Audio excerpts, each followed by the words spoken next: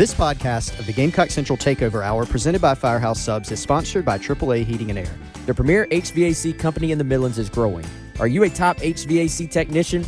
AAA Heating and Air is looking for dedicated applicants to fill their fast-growing service department with top-notch HVAC technicians. If you're the best, then they want you. If you're ready to stop working and start a career, you can earn up to $100,000 plus a year at AAA Heating and Air. Quality candidates will have at least 2 years experience and a good driving record. Benefits include top industry salaries, commission on service and unit sales, set call limits, company-provided take-home vehicle and gas card, company-provided cell phone and tablet, health, dental, and vision benefits, 401k retirement plan with company match, and scaled PTO based on length of service. Contact Roy and Dana Finley at 803-677-1500 or check out their job postings on Facebook or ZipRecruiter. AAA Air when you need us. AAA Heating and Air. It's the Gamecock Central Takeover Hour with Chris Clark, Wes Mitchell, and Tyler Head on your home of the Gamecocks in Columbia. 107.5 The Game on 100.3 The Game in Myrtle Beach and 100.5 The Game in Florence. Even better than I was the last time, baby. Ooh, ooh, ooh, ooh. We back. I'm good. Ooh, yeah, I'm good. And welcome in Gamecock Central Takeover Hour, presented by Firehouse Subs, here on the Game, broadcasting all over the Palmetto State, Columbia, Myrtle Beach, Florence. Tyler, Wes, and Chris along with you. Thursday morning, beautiful Thursday morning. Sun's finally out after all the rain and gray skies we had over the past couple days. Really kind of fits the mood as we are on the cusp of college football really getting started, Wes. There are games on tonight. Will you actually be watching these games? Oh, yeah. These count. These games count. They real. Count. This is week one. Actually going to shout out to our buddies over at the Fireflies as well. Going to be over there hanging out a little bit as USC night over there. Okay. Any Gamecock fans, if you're looking for something to do tonight, they're having their USC night, I guess, about 7 o'clock, 7:05. About to say kickoff, first pitch. But, guys, I mean, banner day in the capital city. Every time there's a big storm like that, when it rolls along, I don't know if this is a scientific thing or not. I guess it maybe is. It just like pulls everything along with it the very next day. I mean, chef's kiss, beautiful outside. And the weather on Saturday evening. Looking good. You're going to be warm at the tailgate. Don't get me wrong. Like the sun's still going to be beaten down. But by kickoff, I mean, we're talking mid-70s, clear skies. No rain. It's all setting up nicely. Yeah, definitely cools things off a little bit. I'm sure we'll be back to 100 degrees here in a couple weeks for one of those home games. But for right now, we'll enjoy the 80s. This is fake fall starting right now, I think. That's right. Fake fall. What are we thinking about the games tonight? Which ones are you watching? Florida, Utah is the obvious. Sure. Right. That's the big one. But I've got a couple other ones I've got my eye on. I'll be watching. I'm interested actually in seeing Missouri. Now, they play South Dakota. Right. But just now, Matt Zenitz from On 3 reported Missouri has their starter, and it's Brady Cook. He had been, that's who played South Carolina last year in Williams-Brice. He had been battling with Sam Horn, a younger quarterback there, who was a pretty good prospect. Yep. Baseball player, football player. It certainly seemed like, from what Drinkwitz said the other week, that he was really big on Sam Horn, but they couldn't decide. And again, playing South Dakota, you're getting the opportunity to see both those guys. So just because Brady Cook's starting tonight doesn't mean he's going to be the guy going forward, because Horn could go out there and play amazingly, and they go with him going forward. Good job. You caught yourself like Beamer the other day there? I did. I almost said something I shouldn't have. Jake Garcia also in that mix, but it seems like, you're right, Tyler, it seems like it's been Horn and Brady Cook. So get kind of a look at Brady Cook again tonight, probably Sam Horn, like you said, Tyler. Drinkwitz has said that competition will go into the season as well, so it's probably not over. If you want to look at Marcus Satterfield's offense in Nebraska, you can also check that out tonight, taking on Minnesota at 8 o'clock on Fox. Yeah, Jake Garcia sounds like the replacement creative player that they would put in for when Caleb Williams doesn't sign the deal to be in the NCAA game. Do you remember Jake Garcia's saga of how he's ultimately ended up at Missouri? No. He was the highly touted quarterback recruit out of California, whose parents legally separated so he could move to Georgia and play in Valdosta for Rush Probst. Got caught and was ruled ineligible. Transferred to, I think it went to Buford to end his high school days. It was Buford. And then ended up at Miami. And, obviously everything changed down there with Mario Cristobal. And now he's at Missouri. You're saying that Rush Probst pulled some things behind the scenes? Rush Probst used nefarious tactics to get him there. Allegedly. Yes. Allegedly. And, he was fired after the season. But that, I'm sure, had nothing to do with it. Absolutely nothing to do with it. But, yeah, those are the three. I mean, Sean Elliott's team debuting tonight for the 2023 season. Chris is going deep Rhode on Island, this Thursday night matchup. I'm giving a few games. I mean, that one has a Gamecocky tie, but I won't go. Are you watching SFPA versus WMU? I'm not. Do you know who that is? SFPA. There's a Gamecock connection. St. Francis, former home of Jason Brown. I'm assuming they've just jumped up to FCS in football because you typically don't see them getting scheduled. I couldn't tell you at all. I really couldn't. I think that's against correct. Western Michigan. I have no clue. Either that or they just started a football program. We will not dive into North Carolina A&T at UAB, but I did want to highlight those other games. And you're right. There may be. How many? Is there a percentage of Gamecock fans that will tune in to Nebraska and Minnesota tonight just to root for PJ Fleck and the Gophers? I think there's a decent amount. There's a fascination there. I want to tune in. Yeah, E.J. Jenkins, by the way, as well, from St. Francis. There you go. Yeah, forgot him. But I'm all in on Utah. I'm all in on Utah and Florida.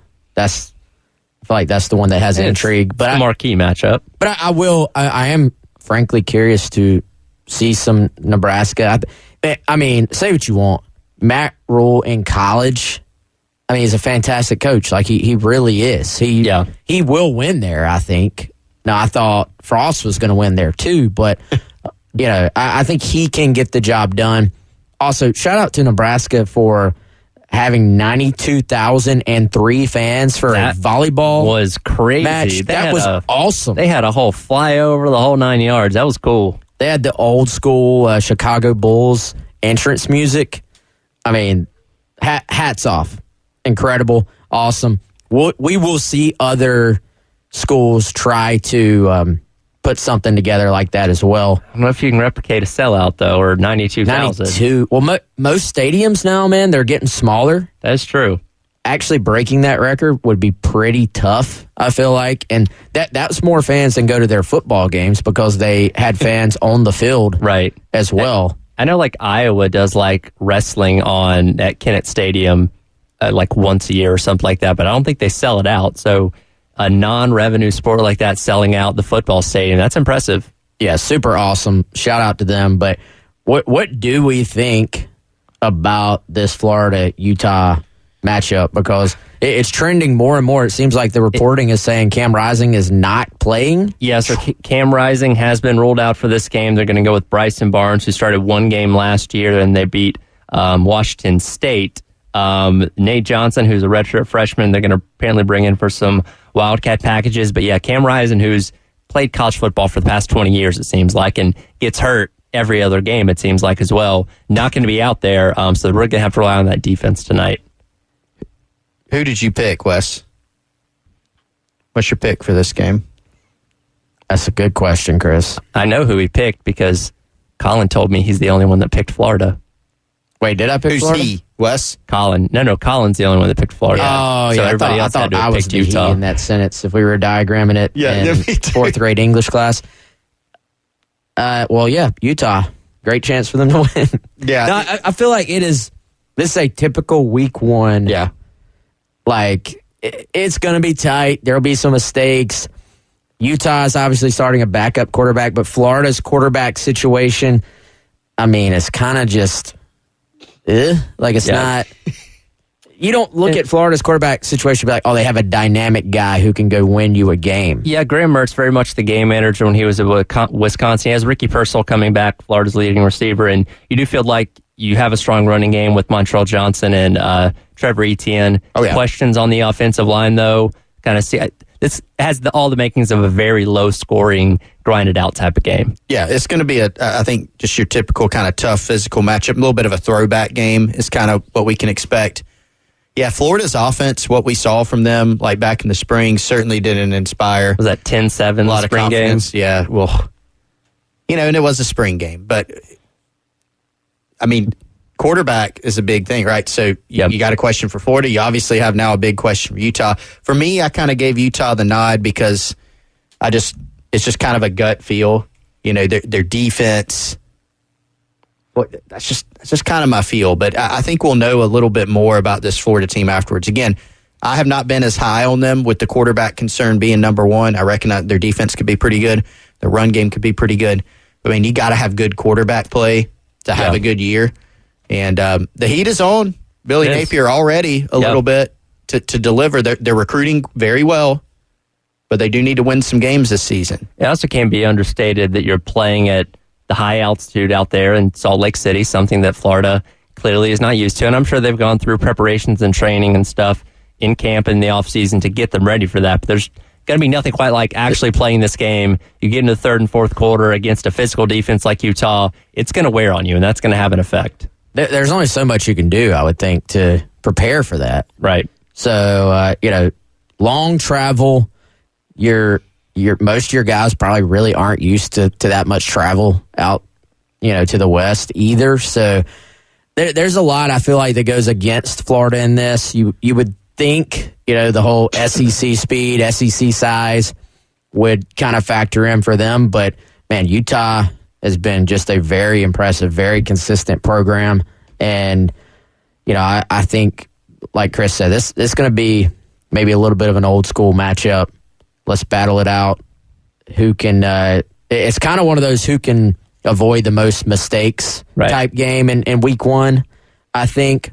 But you got to like Utah's chances. By the way, I don't know if I've ever heard Chris Clark say, man, guys, I'm higher on Florida this year than everybody else. No, I told you. It's a trend. Y'all brought it up the other day. I'm always higher on Missouri and lower on Florida than the rest of the world. It's a thing I have. Just let me have it. Right. By the way, speaking of weather in Salt Lake, the weather in Charlotte, Wes, going to be pretty nice. Our guy Daniel Bonds, WLTX. Kickoff, not 7:30, but about 7:44. But at that time, mainly cleared up. About 75. When you're tailgating, it's going to be in the 80s. Should be pretty nice. Light wind. Should be a really nice night on Saturday. Should be perfect. Absolutely. Looking forward to it. One more note from Florida and Utah coming up tonight. Florida has never defeated ranked opponents in back-to-back season openers before. See? Defeated Utah, a ranked team last year down in the Swamp, facing a ranked Utah team tonight out in Salt Lake City. Never before. Well, we'll either see history or we'll see fans ready to fire Billy Napier in week one, frankly. How about Dow Loggins yesterday? Did y'all catch the...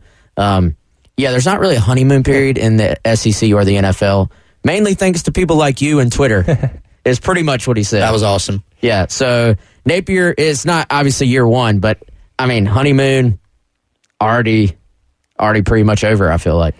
Speaking of Dow Loggins, we'll hear from him as the coordinators did speak to the media yesterday, as well as Coach White and Coach Limbo, as the Gamecock Central Takeover Hour presented by Firehouse Subs rolls on here on the game. You loved Lala Kent on Vanderpump Rules. Now get to know her on Give Them Lala. Is it weird having a million things to talk about and the only thing he wanted to talk about is Bravo? Yes, and it's always weird. It's like when I went to the White House Correspondents' Dinner and thought that this was my chance to make a change, and they were like, well, enough about change. Stand up. And then I have so many questions for Howie that had nothing to do, and he was like, so scandalous. Give Them Lala, wherever you listen.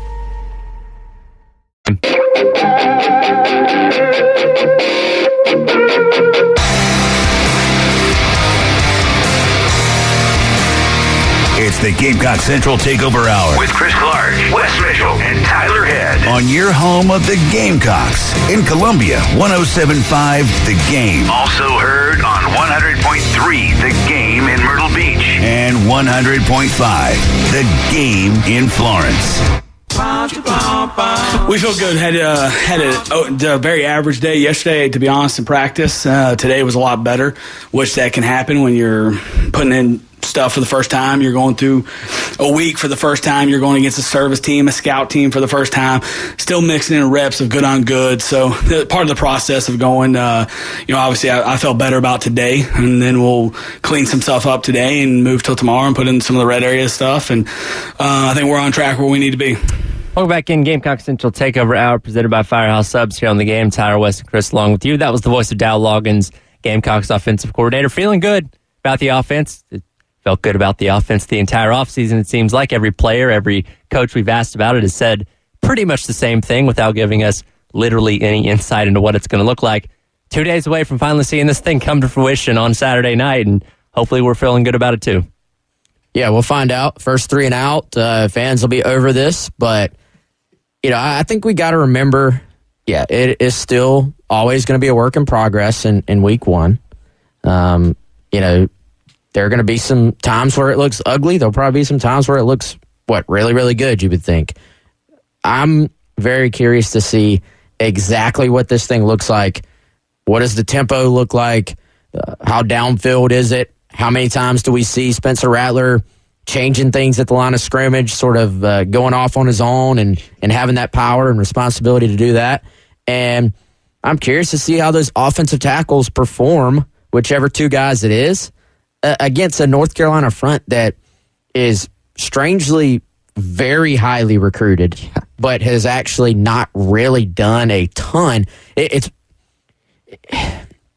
a little bit hard to understand because they have, by all indications, 2 phenomenal linebackers. Mm-hmm. You hear Beamer talk about these guys. You hear Mac Brown talk about these guys. Their linebackers are very good. Then I'm looking at the defensive line. These are all, like, half these guys South Carolina recruited and prioritized and went heavily after. You got Desmond Evans in there, a guy who was a stud pass rusher out of high school. And, I'm like, why aren't they better up front? So both schools, both teams have tried to get more physical this offseason. I actually went back and watched the UNC spring game, and the entire talk was, hey, we're trying to be more physical up front on offense and defense. We're trying to run the football and stop the run. I'm like, wow, that sounds very familiar. So which of these schools, which of these teams, which of these fronts can actually successfully do that will be, as much as we're going to talk about the quarterbacks, the fronts will be something to keep a close eye on this weekend. Well, and therein lies a similarity with both these teams because, I caught your joke there, Wes. Everybody in the world who is a football coach is going to say, you got to run the ball, got to stop the run. But this is 2 teams that both are looking to improve in that category. I think running the football for South Carolina is probably a bigger question offensively, just because of what we saw last year. Chip Lindsey's bringing a system that has, I would say, a little bit more of a proven, track record of running the football. This guy who's been with Gus Malzahn a couple different times. They always prioritize running the football. Some years more successful than others. But that Troy team that Chip Lindsey brought in here in 2021, that was an ugly game. Carolina won. I think it was 23-14. Does that sound right? Yeah, they ran for a lot of yards that day. 4.7 yards a carry for Troy. I remember watching that game, and it, extremely frustrating game for South Carolina's defense. So their system can be tough. But both of these teams have not done nearly well enough in stopping the run the past couple years. So I think somewhat lost in the talk about Spencer Rattler and Drake May. All that talk is well-deserved. But lost in that is, Chip Lindsey's offense and the stable of backs that North Carolina has. And then what effect will Dow Loggins and the way he's going to administer the offense in South Carolina's running backs, that aspect of this game, I think, has been lost a little. He spoke about the running backs and his optimism for them coming into Saturday night yesterday as well. Yeah, it's more excitement to figure that out when we play and we put the ball down. You really don't know. In the NFL, we got preseason games and we scrimmage another team. So you always kind of knew, hey, this is what we are. The one difficulty I do have is sometimes like only being at one spot. Like when I got to Arkansas, I thought we stunk. Like it just came from the NFL. I was like, man, we're gonna be bad. And we won 9 games. And so there's a talent. It's the NFL, the college football. I know that I'm excited to see how our guys perform when the spotlight's on. It's a game situation. We're playing against someone else. We're playing against a group that doesn't know everything we do. Obviously, you practice against these guys so much on our defense. Like they know what formations we like. They know what tendencies we have. They know Spencer's cadences, and they get to hear play calls, and they're trying to hear everything in the huddle. Like, hey, if they said 19, trying to do all that stuff. So, I'm excited to see what it looks like on Saturday. And I'm optimistic about it. He says he's optimistic, but there's a shade of uncertainty in there as well. And obviously, Kerryon Joyner's played every position, it seems like, on the offense. And you don't doubt that he's going to have the ability to play running back really, really well. But it's one of those things, again, you've seen it in practice, you've seen it in scrimmages. You don't know what's going to look like in an actual game situation until he takes that first handoff. I love the honesty from that answer. And I felt like it was it was fairly unfiltered for exactly how he feels about it as far as press conferences go. And even throwing in the little note there about how I got to Arkansas, I was like, wow, we stink. Well, it was because you've been watching NFL. The best of the best. The literal best of the best years. for 15 years. You're like, oh, man, these guys aren't on par with that. Well, yeah, that's how it works. But like I said, some real honesty there. And you just do not know until you play an opponent. I continue to hear the little push, the little chirps about, hey, let's play a preseason game. Let's do something to give us an idea of what we're working with. And obviously that's not the focus right now, but you kind of get the feeling all these coaches would basically have a preference of doing that. But running game stuff, I feel like, on both sides of the ball, you don't do enough tackling in practice. This is everybody. I feel like it's hard to get a feel because you have to keep your guys healthy. You don't tackle to the ground a ton. So you can block in practice at 100% and still go thud on your tackling. But I do feel like for running backs themselves, it's hard to get a feel for some of that stuff just in camp. So I think a great first test for both these sides. I mean, and even, here's the thing. Let's say South Carolina comes out. Let's say they struggle a bit offensively off top, like first 3 or 4 drives. Okay, is South Carolina struggling, or has North Carolina improved their defense? Let's say it goes the other way. Carolina scores on 3 of their first 4 drives. Okay, are they really, really good on offense, or does North Carolina still stink on defense? Even then, you don't know, but you'd much rather have that data than just fighting amongst yourselves for a full month of practice. Well, and I think South Carolina taking advantage of a crummy defense would be a step in the right direction. I mean, we didn't, like Arkansas, let's use Arkansas since Dow Loggins brought them up. You remember that was kind of their Achilles heel last season. They weren't very good on defense. They had injuries. Remember, they were missing a couple guys early in the year when they played South Carolina. And Spencer Rattler threw for, I think 377 in that game, something like that. But it was up and down. It was inconsistent. That some turnovers, right? Marshawn Lloyd had a fumble. Spencer threw a pick like on the Arkansas 15 going into the end zone. And they were kind of up and down. They put up 30 points. They put up a bunch of yards. But overall, could you say they really exploited Arkansas's defense? Not really. And so I think that's what you want to see is just more consistency, right? Not such uneven play.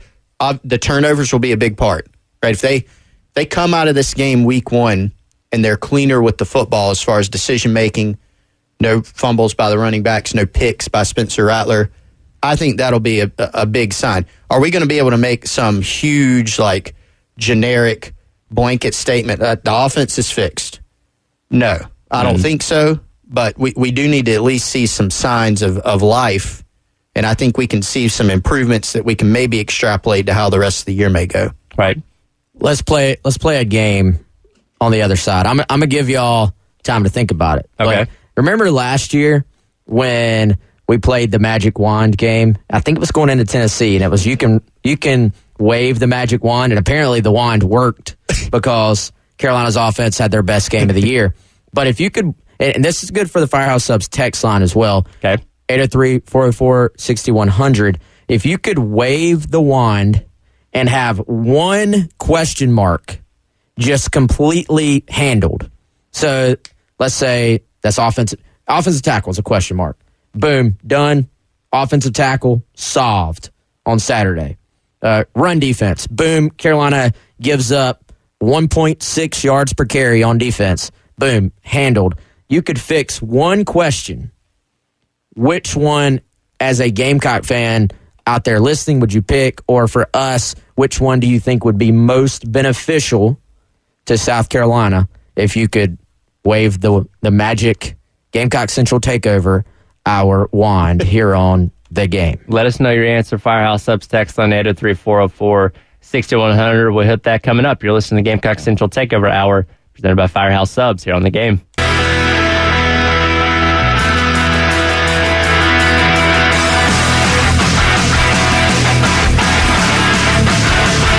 You're talking about. Sponsored by Love Chevrolet. On your home of the Gamecocks. In Columbia, 107.5 The Game. Also heard on 100.3 The Game in Myrtle Beach. And 100.5 The Game in Florence.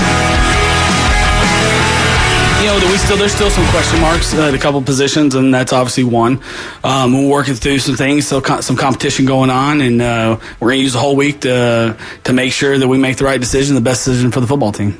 Welcome back in. Gamecock Central Takeover Hour presented by Firehouse Subs here on The Game. Tyler West and Chris along with you. That was the voice Dow Loggins once again talking about that offensive line, and obviously one of the big question marks coming in to this game, and we'll jump back into the game that Wes presented to us just before the break there. If you could wave your magic wand, what is one thing that you would just like to know and have fixed for Saturday night? And I imagine a lot of people would probably lean on the offensive line because so much what you do on offense has to do with that protection you have up front. Yeah, see, there's a lot of directions you could take this thing. You could say, hey, I want to fix the offensive tackles. You could say, I want to fix the run fits up front on defense. I want to fix the entire running back rotation, because, you know, going through the things Beamer has said are still question marks. Hey, I want to fix all the backup wide receivers because that's still unsettled as well. I want to answer these questions by waving my magic wand. Chris, where are you waving the wand? And are we all going offensive tackle is what I'm curious to see. No. Okay. No. Good. And let me give my reasoning on that. So obviously that would be in the top few, or maybe even number two. I haven't unpacked it that much, but I do think that South Carolina has the capability to be able to make some off-platform plays. Now, that's not to say if North Carolina's in the backfield all night, it's probably going to be a long night. But I think Spencer Rattler has shown off-schedule plays. He can make some. I think Dow Loggins can, do some things schematically and from a game plan standpoint that might help you there. And I tried to prioritize these. So I'm actually going to pick just run defense. Control, and I don't know if our wand automatically, did you say we can get like 1.5 yards a carry? I don't know how far we can go with this. It's a pretty powerful wand, as we saw last year. Yeah, right. I mean, the offense was just fixed. So, yeah. 1.5 yards per carry allowed. I won't even go that far. Let's just generalize it and say that South Carolina controls North Carolina's run game, whatever that looks like. To me, that'd be a significant development. Now, Drake May is good enough to say, Drake, you're throwing the ball 50 times this game. Go beat him. He can probably do it. And he can also run. I'm kind of including Drake's own running ability in here. Mm-hmm. I mean, it's a magical wand. I mean, he had a bunch of yards. He was their leading rusher last year. He was their leading rusher. We know Chip Lindsey likes the RPO. He likes the RPO. Mm-hmm. That Auburn kind of ish style works better when you have a quarterback that can run, which Drake May certainly can. But I look back back at the 2021 North Carolina-South Carolina game, and obviously two different teams. There'll be a few of the same guys on the field, not many. British Brooks, who's back for them. Pete Lembo talked about how he's going to be a key player on special teams, also going to be one of their top running backs. So in that 2021 game, British Brooks had 72 yards. He was their leading rusher, but 63 of those came on a touchdown run. Long touchdown. They only ran the ball 29 times. 13 of those were Sam Howell, and a bunch of them were sacks. So this is not sack adjusted. But in that game, aside from that one long carry, British Brooks had 4 carries for 9 yards. Ty Chandler in that game averaged 3.2 yards a carry. And actually Drake May got in that game, had 2 rushes for 24 yards playing at the end of the game. So the point is here, the recipe that South Carolina followed in that game was make them, don't let them run the football, particularly with this new offense. I think that's going to be a key. It's weird to say make Drake May beat you, but I don't think South Carolina can let the Tar Heels be balanced offensively and expect to win the game and expect to get enough stops. So I would pick run defense. I would include Drake May's own running ability in that equation with my magic wand.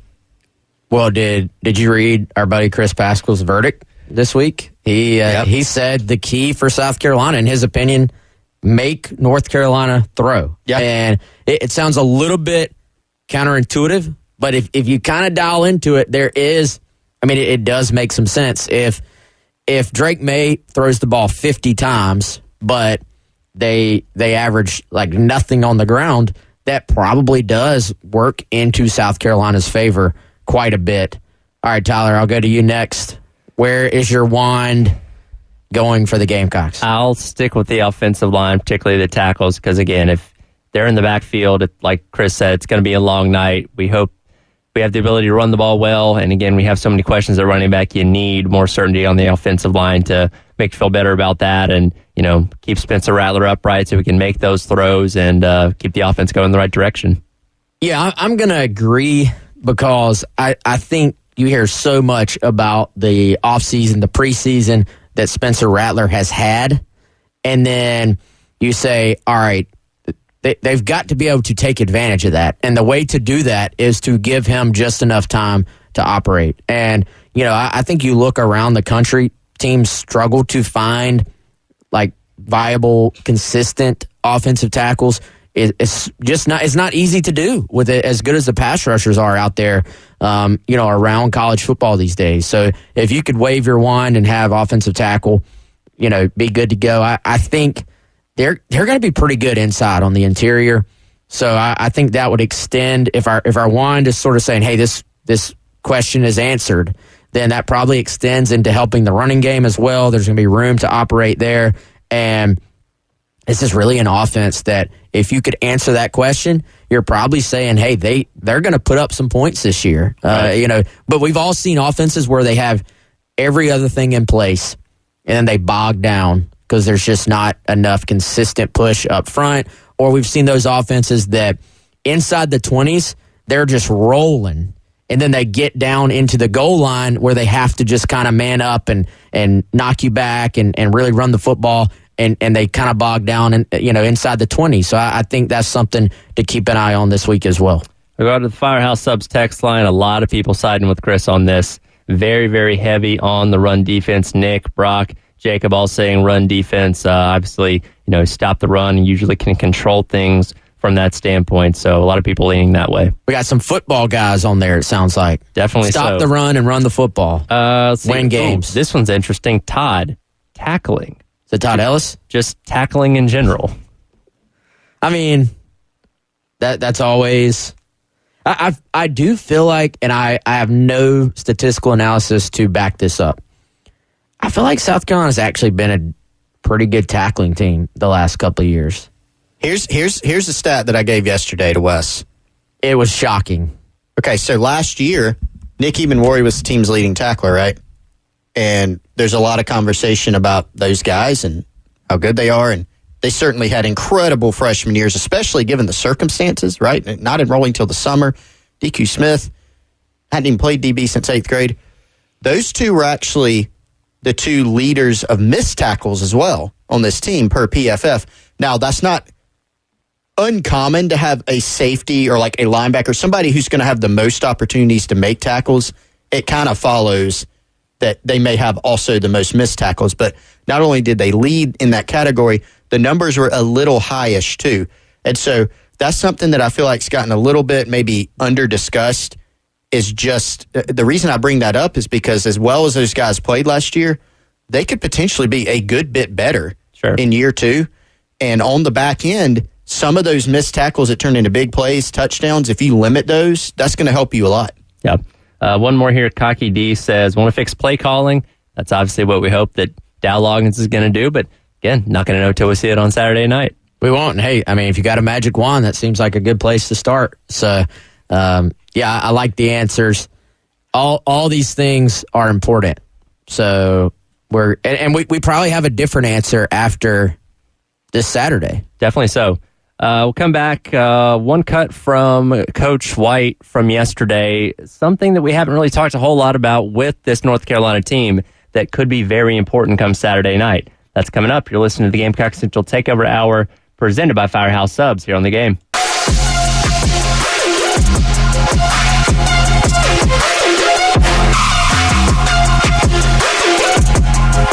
It's the Gamecock Central Takeover Hour with Chris Clark, Wes Mitchell, and Tyler Head on your home of the Gamecocks in Columbia, 107.5 The Game. Also heard on 100.3 The Game in Myrtle Beach and 100.5 The Game in Florence. It does. It really does. I mean, you got to hold some of your calls, and Coach Beamer does a great job of just staying in my ear on this is a possible go forward territory. So make sure you're playing, coaching smart. And I mean, obviously UNC has a big time threat at quarterback who can probably get most of the fourth downs. Welcome back in Gamecock Central Takeover Hour presented by Firehouse Subs. Tyler, West, and Chris along with you. That was the voice of Gamecocks defensive coordinator Clayton White talking about North Carolina's ability on fourth down. A season ago, converted 71% of their fourth downs, 25 of 35. South Carolina let opponents convert 56% of their fourth downs last year, 10 of 18. So when you talk about, and they did bring in a transfer kicker in Ryan Coe from Cincinnati, who does have a long of 52 yards a season ago. When you talk about North Carolina getting between that 35 to 50 yard range at midfield, they're definitely going to be looking to go for those fourth and shorts. Yeah, that's kind of their trend from last year, it seems like. And if you have a quarterback as good as Drake May, and again, I go back to his wills, the ability to run the football, just the ability to have the threat to run the football, that you have to account for him when you call your defense, I think is huge for them. I mean, they obviously put up a ton of points last year. A lot of those guys are back. I think it's interesting. They're tight ends. You start looking goal line, short yardage. They're tight ends. I don't feel like we've talked about them a ton. Listening to that spring game or watching that spring game and listening to the announcers, they're talking about, this is some hyperbole, but they're like, this may be the best tight end room in the country. I'm like, okay, simmer. But, speaks to how they feel about that group. So really, I think you look if their top receiver is out, which right now is still nothing, NCAA has still not, cleared him, then that could be huge for South Carolina, because this otherwise was an offense that you would be sitting there saying, man, they have weapons just across the board. And even, Chris, looking at that receiver group, looking at the depth chart, it is littered with guys that South Carolina fans will remember. You got J.J. Jones in there as an oar on the two deep. I think he's at the second or third level. Gavin Blackwell, who I believe is actually throwback Justice Cunningham's cousin. Mm-hmm. I think I remember that from recruiting. So this thing's littered with connections to the Gamecocks. Bryson Nesbitt, who's Jamar's son. Legacy. And North Carolina lost their top two receivers from last season in Josh Jones and Antoine Green. And so if Tez Walker, who was a great player at Kent State, if he can't play, then you are relying on some guys who were more of maybe a little bit more of a role player, to take a step forward. Now, talented guys, right? You got J.J. Jones, Myrtle Beach that Wes mentioned. You got Kobe Pacer from Gaffney. He's another one. 24 and 29 catches, respectively, for those guys last season. Gavin Blackwell had 18. they do have a pretty good tight end room with Bryson Nesbitt, Kamari Morales, who was second in terms of the tight ends and catches, John Copenhaver, another guy that South Carolina, recruited some. So they have some guys that were productive, but they don't have Josh Downs, who caught 94 balls last year, right? Yeah. Antoine Green caught 43 passes. So you were counting on some guys to step in and step up. And so if Walker doesn't play, that helps you. I think it's safe to assume 2 days out that he's not going to get his eligibility in the next 24 hours. But is it? Yeah, I mean, haven't we seen the NCAA clear guys on game day? They make it up as they go along. That's true. I mean, I'll put nothing past the NCAA, honestly. I think it seems unlikely. Gets cleared at halftime for the second half. Yeah, probably. Get out there, son. Yeah. Last drive of the game or something. There'll be some WWE stuff right there. His music hits and he runs out there for the final drive with 2 minutes left in the game. I'm with you, man. Who knows? Who knows with the NCAA? But that just seems huge to me because they have weapons. Their running back room, we've talked about this, very deep. I mean, they got some talent there. They've got some guys that are maybe beat out some guys who played a lot last year. And, it's a tough matchup for Carolina's defense. And speaking of defense, there's been a lot of conversation about the linebackers at South Carolina and them being such a key to the run game. And so I think for North Carolina, they're looking to take a big step forward defensively too, but they still have some good players. And I think the starting point there, the two biggest questions for me, can North Carolina's defensive line take a step forward? Can they play more up to their rankings potential that Wes was talking about earlier? And if they can, that'll make it tough because their linebackers, Cedric Gray, he had 144 tackles last year. Power Eccles, I believe he was the ACC's leading tackler. Power Eccles, both those guys from Charlotte, I believe. 103 tackles for Power Eccles. All name team too. Yeah, these guys are disruptive. And so what you want to do, if they're active, okay, but you want that to be at the second level. You want to make them strain a little bit. And so, controlling the line of scrimmage for this Gamecock offensive line that, yes, does have some questions, particularly on the tackles. You don't want guys that can run around and really affect things like Gray and Eccles. You don't want them to control the box. And they have shown that they have the capability to have that type of production. It's just about this defensive line has kind of let North Carolina down. You want that to continue if you're South Carolina.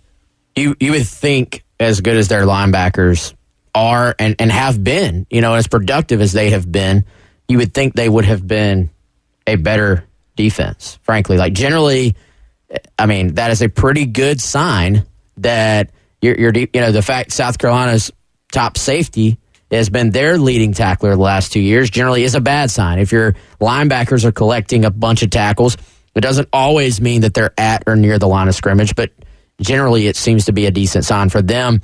It's just hard to really fathom how, because they haven't just been average on defense. They've been bad, like legitimately bad. So it's hard to fathom that they could be as bad as they have been when you look at the talent that they do have on paper. That'll do it for today's edition of the Gamecock Central Takeover Hour presented by Firehouse Subs. Tomorrow's Football Friday as we get you set for the final time ahead of Gamecocks and Tar Heels coming up Saturday night. We'll have buy or sell and all the fun things that Football Friday has in store. Coming up next, it's the halftime show. Terry broadcasting live out at the Nest Plumbing and Electrical Showroom in Columbia from noon to 3 right here on The Game.